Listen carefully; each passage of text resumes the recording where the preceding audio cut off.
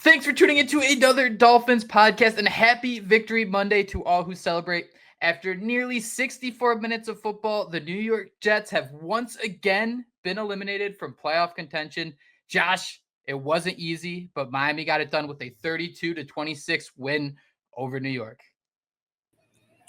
What a game, man. That's all I could say. I mean, it gave us every bit of emotion as a Dolphins fan. I mean, it's kind of what we come to expect, and it's what we need to start realizing, right? It's the NFL, man. These divisional games are not easy, and just as we said, Aaron Rodgers went out there and looked like a pretty solid quarterback, but at the end of the day, the Dolphins did enough to come out on top, and as I said, Jake, we live to fight another day, man. So how are you doing on this Victory Monday? It's great to be able to talk about a win because we would not have wanted to come on here if they lost.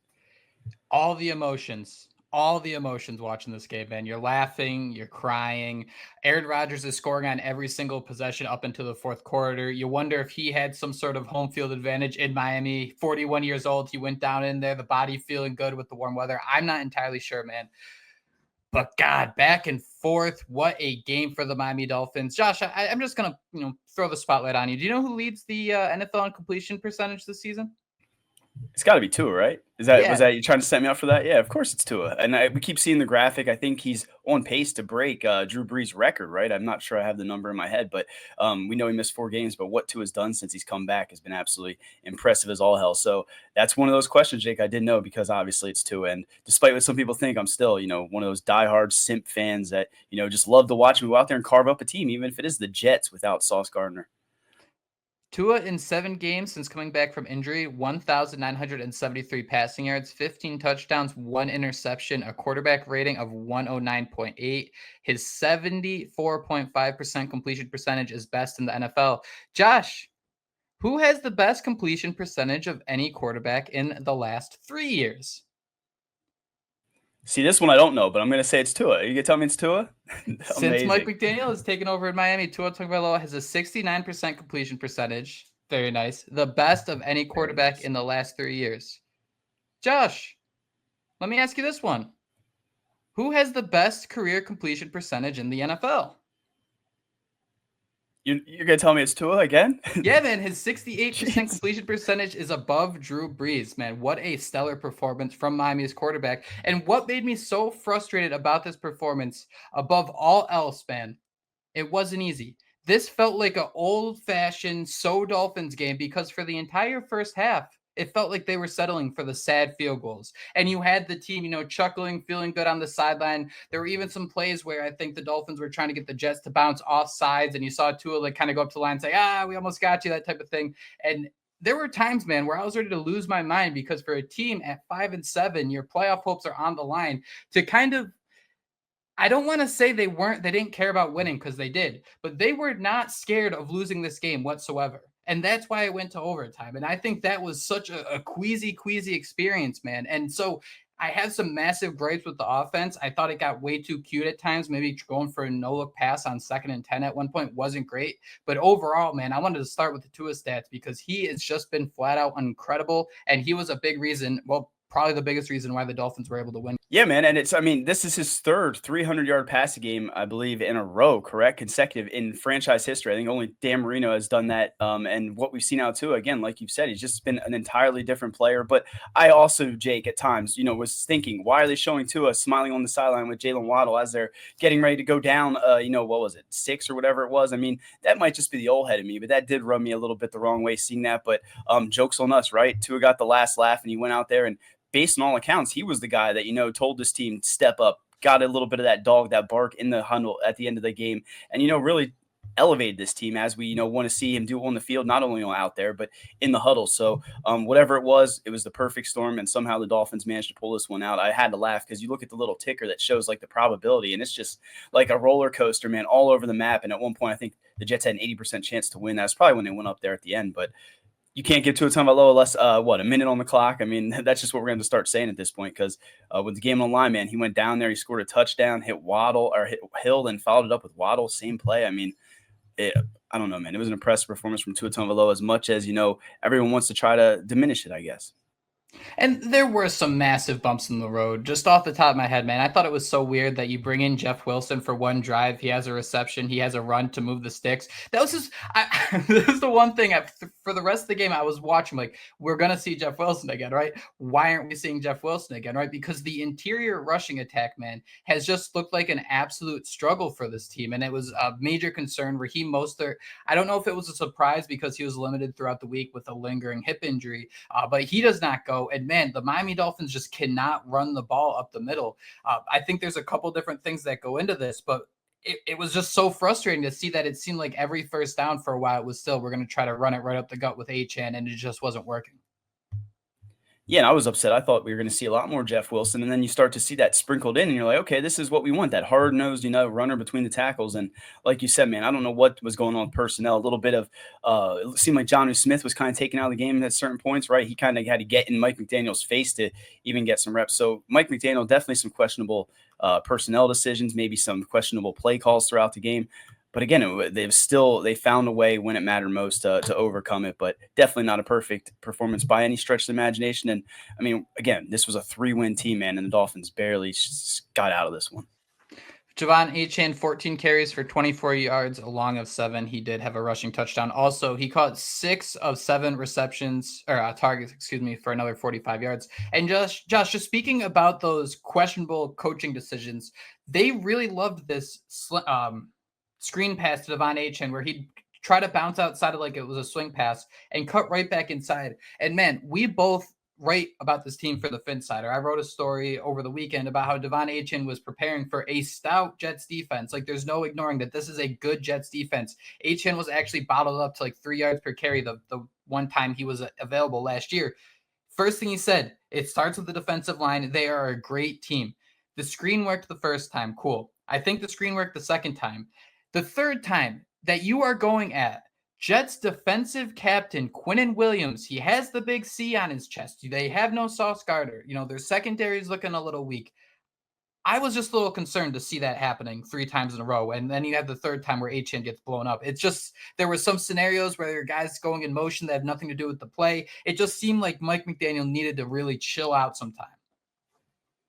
And what's funny is I don't think we saw it then again in the rest of maybe I'm mistaken. I don't think we saw it again in the rest of the game, but they ran it they ran it 3 times there in that first half. And I mean, I tweeted out that it's like cheesy AF, and I didn't mean really anything negative by that, right? We play Madden. We all have that one play that, okay, we're going to get 15, 20 yards, but you don't just keep running it and then spamming it. And that's kind of what the Dolphins did on that first drive. But you mentioned him saying about how good that defensive line is, man. 1.7 yards per carry for Devon Achane up the middle. They did get Jalen Wright more involved, like you mentioned, but he still just seems like an afterthought. So that Jets defense definitely caused a solid matchup for the Dolphins. I don't know how you felt, Jake, but I kind of want to not only pour one out for our boy Teron Armstead, but kind of give our flowers to Patrick Paul, who then came in and played pretty solid as well, right? Because we did see Armstead go down, and then Patrick Paul came in, and Armstead just looked sad as hell on the sideline. So that's why I wanted to pour one out for our homie.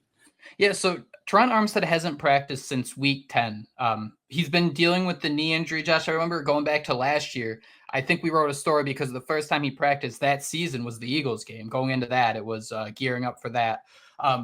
So you're not going to see him go out there, and there's a lot of work that he puts into being active on game days. And not only, Josh, is he active on game days, he's one of the best left tackles in the NFL. And this year, he's only missed 1 game. And it's the year you draft the replacement, Patrick Paul, who I think looks pretty comfortable out there. I think he's had some moments, obviously some moments he looks like a rookie. But for Teron Armstead, man, it's just so sad to see because I think he leaves the game in the first or second quarter. They cited a knee injury, and he walked off the field and he's sitting on the sideline, right? That's not really something you see for injured players a lot of the time, right? You're going into the blue tent, you're going into the locker room, you see him on the sideline just pouring one out. And I don't want to speculate, man, but you just kind of think that, like, he's put so much work into this. You just wonder if he can still reach that peak awesome left tackle that he's been for 9 weeks. He's only missed 1 game this season, been an absolute stud for the Dolphins, a leader. You hear even other side of the ball, Chop Robinson talking about how important Armstead has been to his development. So Armstead, people have always griped like he doesn't play and he's not always available on Sunday, but I mean, he's always there 6 other days of the week and he's always putting in the time. And so, yeah, I really hope he can come back and play, man, but you just feel sad for him. There's no better way to put it.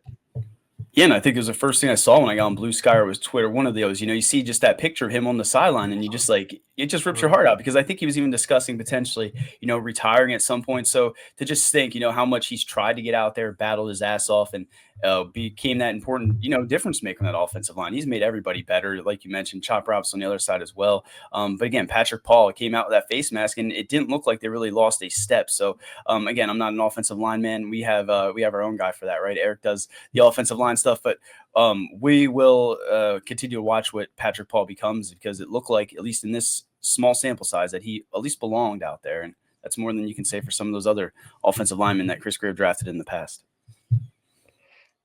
Speaking of offensive linemen Chris Grier have drafted in the past, another roughing the Liam Eichenberg penalty, man. What is going on in here? Like, for all the players we get mic'd up, I think at this point, we demand Liam Eichenberg be mic'd up if he's going to get this many just roughing the offensive lineman penalties.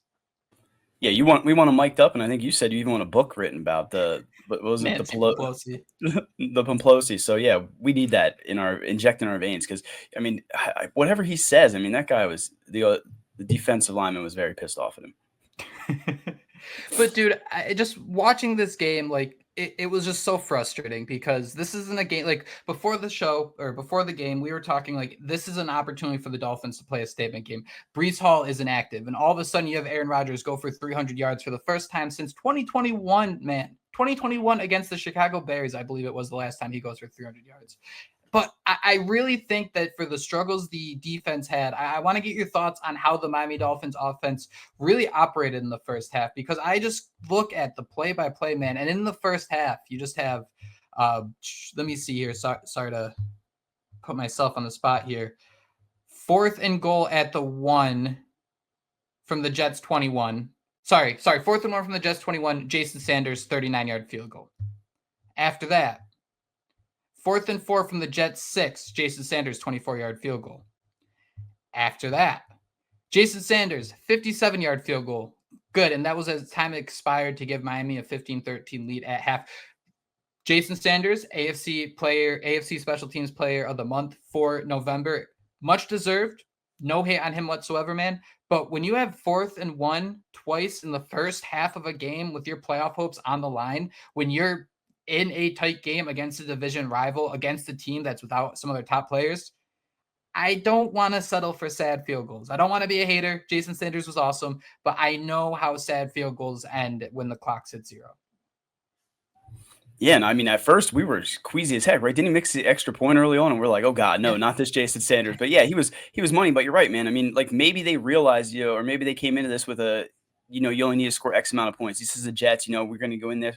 We need to just get points on the board and come out of this with a win. But you cannot, be settling for field goals in those situations. I mean, you see all the elite teams around the league, and I hate to use that word, but all the, playoff the Detroit Lions, I mean, they are some of the ballsiest play calling you'll ever see. So, I don't like settling for field goals in those situations. And we haven't seen necessarily Mike McDaniel settled for field goals in those situations. So I still think he's, dealing with this stuff in his mind at times. We joked, right? 3rd and 1, it went to a commercial break, and we knew he was going to come out and overthink the play, and they did, right? I think the pass got broken up and they settled for a field goal. So he's still dealing with his, growing pains as well. But I can't explain that, man. And you just want to expect the Dolphins to go out there and score touchdowns, like we saw more so in the second half. But those selling for sad field goals, man, that's the perfect way to put it.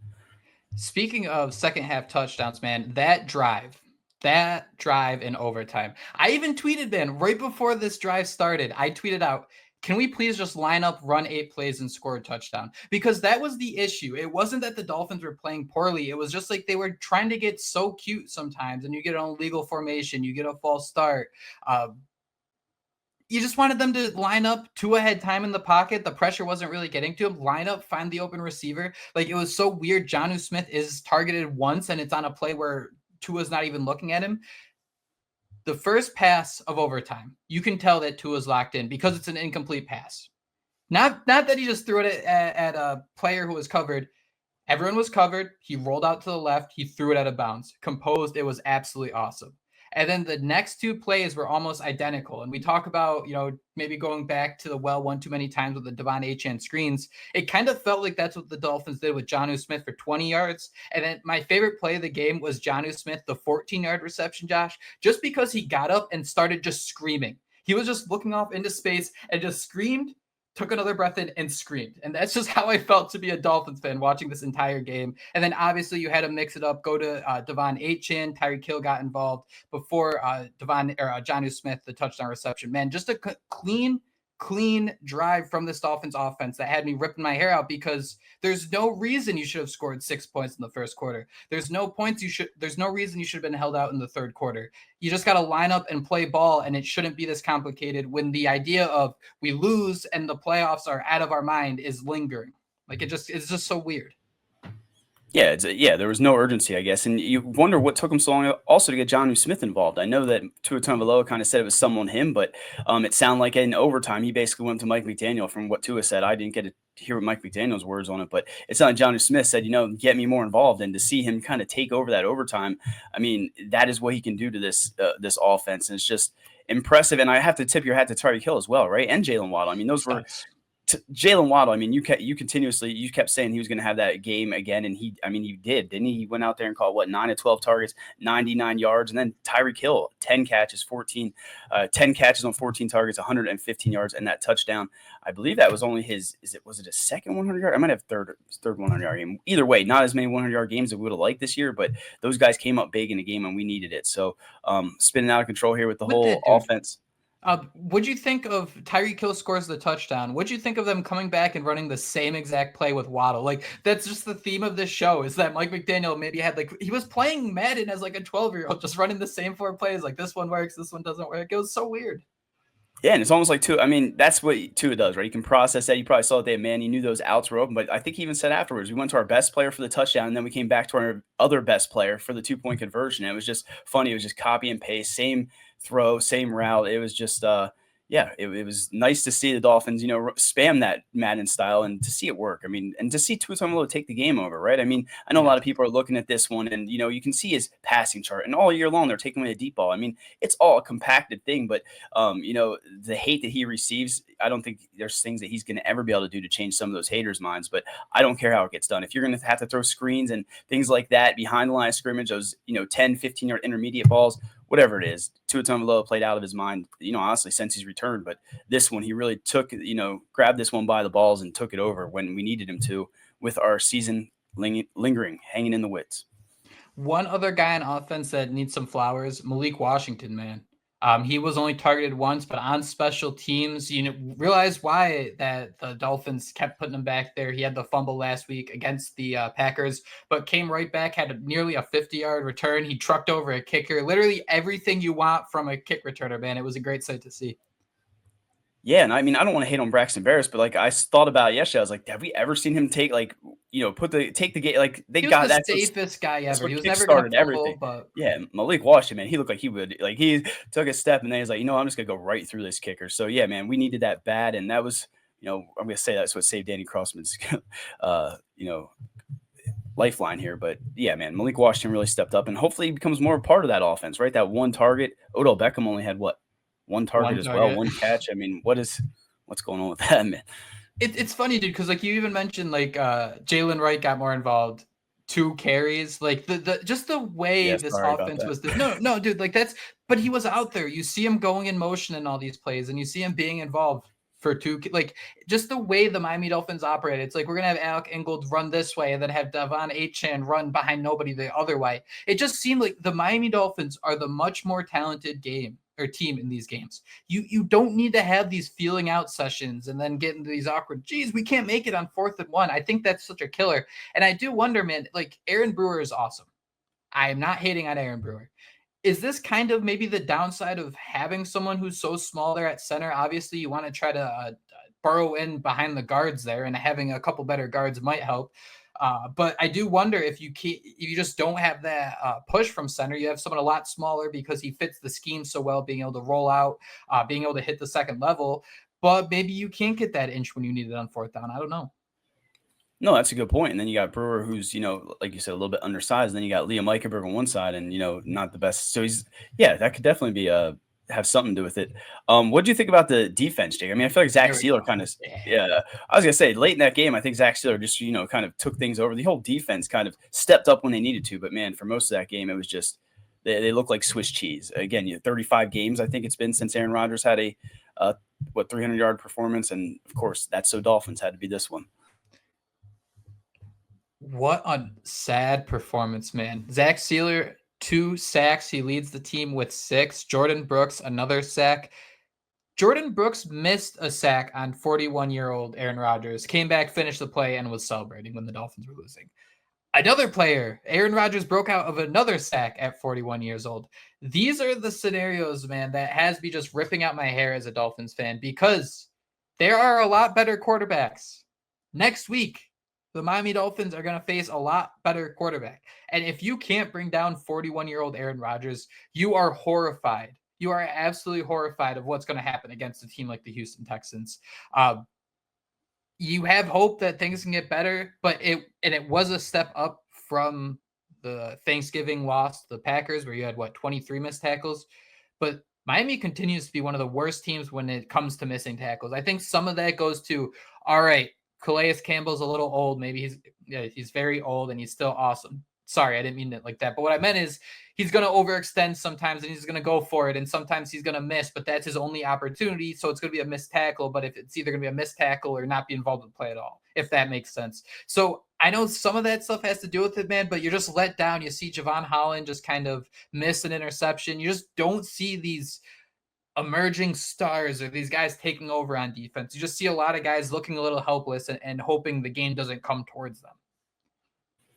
Yeah, and that defense got to be completely revamped. I mean, I don't know what it is. And there's even times when you see like the corners bailing, like in third down situations where you would hope that Jalen Ramsey's, up on the line, pressing and Garrett Wilson, who caught 4 of 6 targets against Jalen Ramsey, according to Next Gen Stats.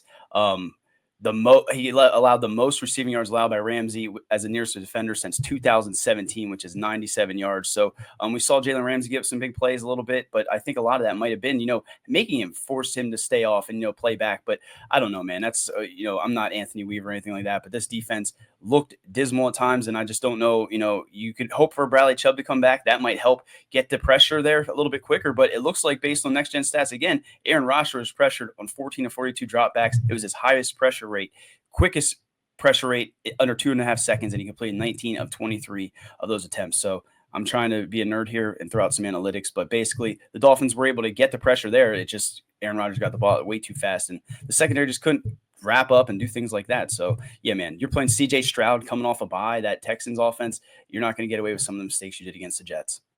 Yeah, I didn't think it was Jalen Ramsey's best game, but I also didn't think it was terrible. Oh no, you gave up yards to Garrett Wilson. You gave up yards to one of the better wide receivers in the NFL. And he almost had an incredible interception where you kind of hoped that that'd be the takeaway, the balance it out. Like you get a couple on me, but I'm going to get this takeaway to make it back. Dude, Rodgers was awesome. I don't know if he was able to tell the blitzes where they were coming and knew exactly where to go with the ball. Just that wisdom of being in the NFL for so long. But then there were some situations, man, where Kader Kohu just kind of looked helpless at times, where he was just kind of falling off his guy. And that was also concerning too. It's just so strange to me. The week you have Kendall Fuller back, the week you're like, yeah, our secondary is going to be feeling pretty good. I'll even go out and say, man, I don't think Kendall Fuller plays bad. I don't think he's, a liability out there on defense. But then you have Devontae Adams and Garrett Wilson still catch 16 of 21 targets for 225 yards and a touchdown, 23 yards and a touchdown. It was just so weird to see how Miami just failed to have answers play after play after play. And the Jets could just simply do what they want. To be able to go down the field every single drive and score is absolutely insanity.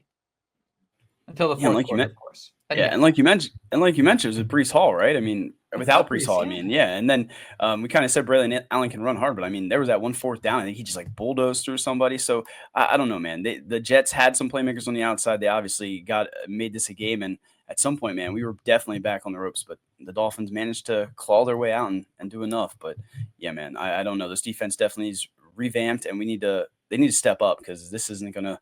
You're not going to be able to beat the Texans as bad as, despite how bad they've been playing, or any of these teams, honestly, as we saw, if you continue this way. And Calais Campbell's not going to get better in December and January. Jordan Poyer, for whatever positives you want to try to squeeze out of that, he's not going to get better in December and January. You need some of the younger guys, man. And that's kind of just goes back to the biggest issue with this team. And it's the Chris Greer and it's the drafting. Like Cam Smith, like I don't want to blame injuries. He wasn't playing too well before the injury. Channing Tindall, like these are guys you need to have involved. Like, I'm sorry. Sorry. I had to laugh though.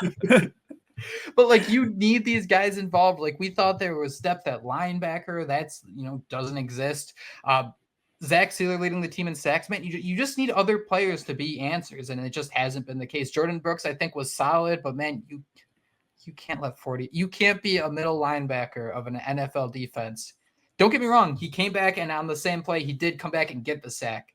But you cannot be letting 41-year-old Aaron Rodgers escape you when the season is on the line like that, man. You need a lot of Pepto to stomach something like that. Yeah, and I mean, shame on me. I guess I said Bradley Chubb might not change it. He would definitely help a lot with this defense, but I mean, like you said, man, there's just some tackling issues, some philosophy. Everything about this defense just needs revamp. But at times, man, earlier in the year when they needed it, when Tua out, I mean, I thought they stepped up and played well. So I don't know, man. Maybe it is just They these were old dudes. also playing Will Levis, sadly. Yeah, then Mason Rudolph came in, and okay, good point. The Kind of overlooked Colts, those things. like 16 points. Aren't the Colts like our lifeline though? Aren't they the only reason the Dolphins still have a little bit of hope if they beat the Broncos, or did I misread that? I think there's actually a couple ways, and I don't want to get too deep God, into this. Let's not. I don't want to be sad either because. No, dude, I actually feel like the Dolphins are in an okay. They're 6-7. They're not in a good spot. But in terms of having hope, like in the hope of George Costanza, let's get this hope to kill us. I think the Dolphins have a pretty good shot because the Colts, they were on a bye this week. They are 6-7, and they're going to play the Denver Broncos at 8-5 next week. So what's interesting here, Josh, is we need the Broncos to lose what? 2 games, 2 of the last 5. 2 of the last 4. Sorry. Here I am. Here we're mathing, Josh. Watch out. So the thing that interests me the most is if the idea is that the Broncos and Colts play next week. And everybody is saying that after that, the Colts schedule is very hard. So everyone's saying like we need the Broncos to win this game. Like we need the Broncos to win this game.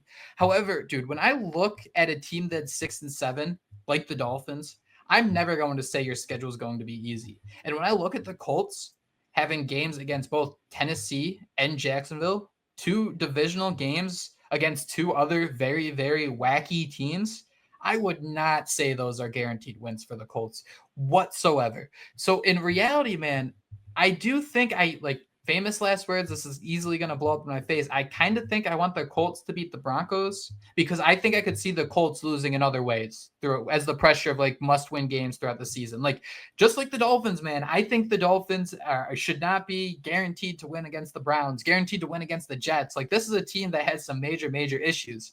But however, too, man, you have the Chargers. They're at 8-5. They have a very tough schedule. Denver's on that schedule for them too. You wonder if they could drop a little bit. I think it's simple, man. I think it's simple. If the Dolphins win out, we'll be fine.